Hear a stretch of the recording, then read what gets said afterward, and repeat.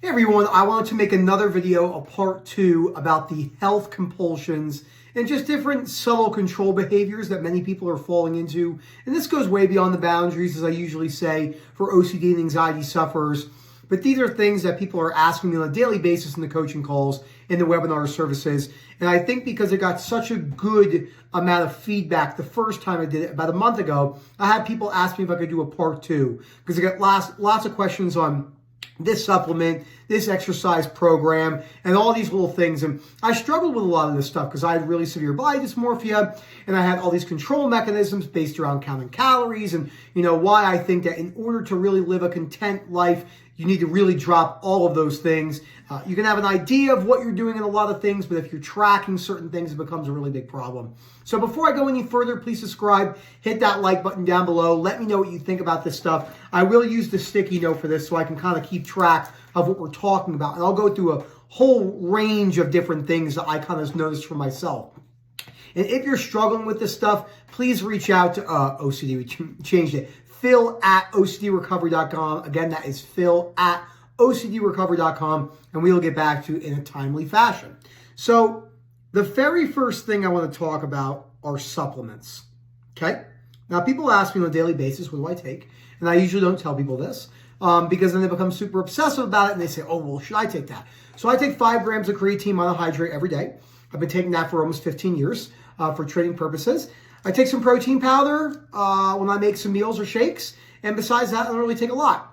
I take skin cream because I have psoriasis. So fortunately for me, I don't have it plaqued all over here, but I do have it plaquing on my legs. Because I live in a dry climate, I take that. So besides that, I don't really take anything. The main supplements I'm asked about the most are ashwagandha and melatonin from an over-the-counter supplement perspective. I get asked about other ones too, but those are the ones that get asked about the most.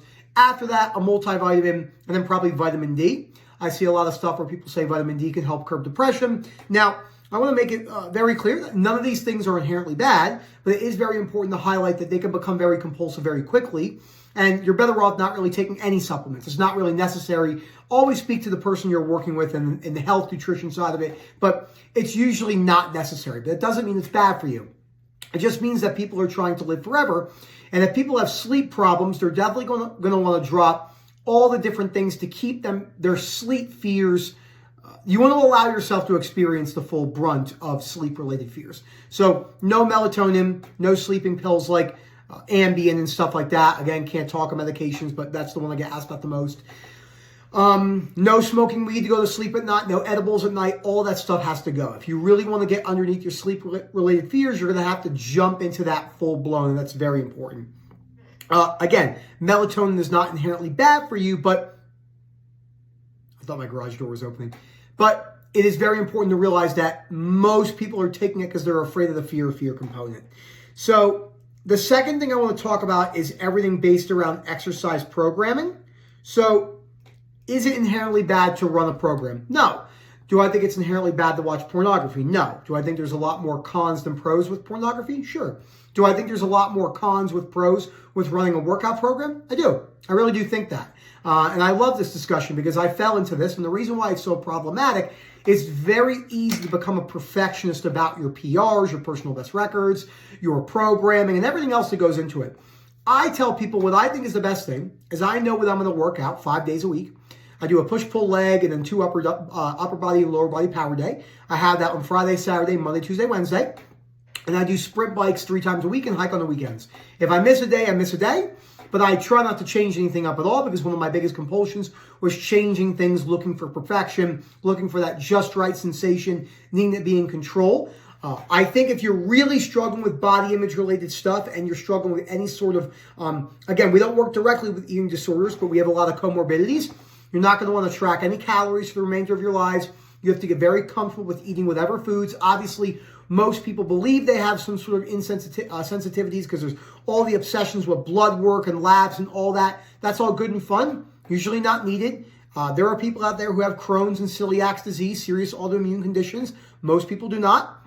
Most people who are having stomach upset, diarrhea, constipation, any type of loose stool, stomach pains, bloating, gas, is coming from fears, a lot of fears based around foods. The brain is very stupid. when it comes to this particular stuff. Once you teach your body something you're afraid of it gets locked onto that real quickly from a psychological perspective. Then you have to break that down. It's not just the behavior part. The belief is important.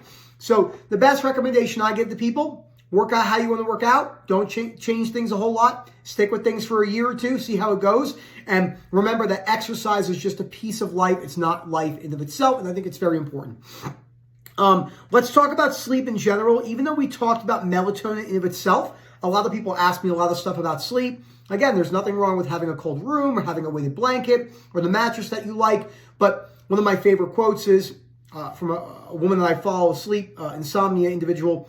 The sleep industry has built a multi-billion-dollar industry convincing you on why you need good sleep. Now, we always say getting good sleep is important. It feels great. We're not denying that. We're just saying that sleep is not as important as you think it is. And when we say that, people get really bent out of shape because they're like, you're saying that sleep isn't important. That's not what I'm saying. I'm saying it's just not as important as you think. You could sleep 6 hours a day for the remainder of your life and you'd be really tired and you have to take maybe a little bit more naps, but it's not the end of the world. So I think it's very important to realize that sleep-related fears are massive. Again, dropping the melatonin, the sleep-related pills, or anything like that. No smoking weed, no edibles, and really jumping into the fire of feeling that exhaustion is so important for you as you break down the beliefs. A lot of the stuff I'm talking about today in this video are all behavioral, but I will throw some belief work in there as well, because obviously that's what this channel is all about. So we got the supplement side of stuff, the exercise side, sleep. Again, I'm not going to touch too much on medications, but obviously we get a lot of those questions. Please talk to your provider. Biggest compulsions I see is upping the dose or taking a very slow approach. If you're taking 2, 3, 4 years to come off medication, that's almost 100% compulsive. You do not need that long. That's a very, very big problem. Again, I'm not giving advice on medication. I'm just saying a lot of this is based off fear of fear. When you look at somebody who doesn't have a fear component, they might do it in an unhealthy manner, but some people just stop cold turkey. I don't recommend that because it causes a plethora of different symptoms. Weaning off with your doctor is good, but if you're taking 3, 4 years to come off medication, it's probably not good. So I see that a lot. Supplement, sleep, meditation, exercise. What are some other stuff I see? Let's talk about, sorry, I got something in mind. Let's talk about business. I actually think this is really important. Business and work. So right now, there's no shortage of people trying to sell you stuff on social media based around business. Now, I have my own business with my wife, and we've been in business coming up on 3 years. Most of everything I learned was from trial and error and just doing things and seeing how it went. Now, is there anything wrong with mastermind classes? No. Are most mastermind classes necessary? Probably not. Usually a lot of good marketing and selling you of things. You're better off, in my opinion, doing things on your own and learning the hard way. There's nothing wrong with getting support and learning from people as you do with us, who people have been there. But it's very easy to fall into you need to be doing more. These are all the things I've heard over the years. If your business isn't growing, it's dying. It's very black and white. You always have to be growing. It's more, more, more, more, more. Everything is about more. Then you don't learn anything from the journey and you're constantly chasing. I'm very content with where I am in my business. I'm also content with my business if it goes backwards. If it goes bankrupt, I'm sure that wouldn't be easy, and it's easy to say in theory, but I'd be able to use the tools and apply it to that. So it's very important. Again, there's a lot of irrational beliefs about money. Let's talk about the money side of the business stuff. Money creates happiness.